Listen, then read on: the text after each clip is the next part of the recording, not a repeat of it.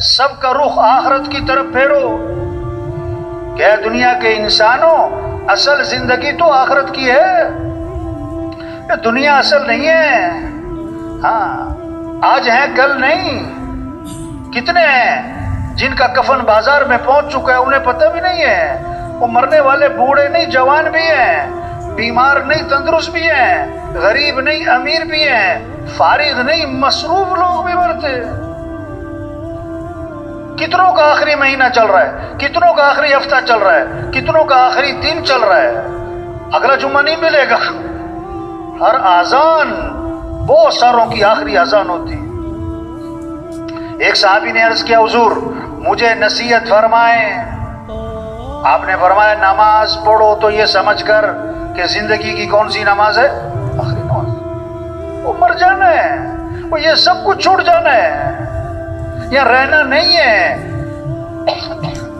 یہ دنیا کھیل تماشا ہے۔ اعلموا انما الحیات الدنیا لعب ولہو۔ کان کھول کے سنو، اللہ فرما رہے ہیں کان کھول کے غور کرو، ہوش کرو، ذرا توجہ کرو۔ یہ دنیا کی زندگی کھیل تماشا ہے۔ وما الحیات الدنیا الا متاع الغرور۔ وہ دنیا دھوکہ ہے، دھوکہ ہے، دھوکہ ہے۔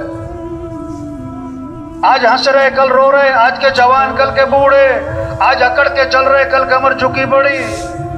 یہ بڑے بڑے افسران ہوتے ہیں نا، ایس پی صاحب، آئی جی صاحب، ڈائریکٹر صاحب اور فلاں صاحب، ان کے دفتروں میں جاؤ نا، ہم گشت کرنے جاتے ہیں نا، تو وہ دفتر میں ایک لگی ہوتی ہے وہ تختی جس پہ ان کے نام لکھے ہوتے ہیں، اس سیٹ پر پہلے کون آیا، پھر کون آیا، پھر کون آیا، کب گیا۔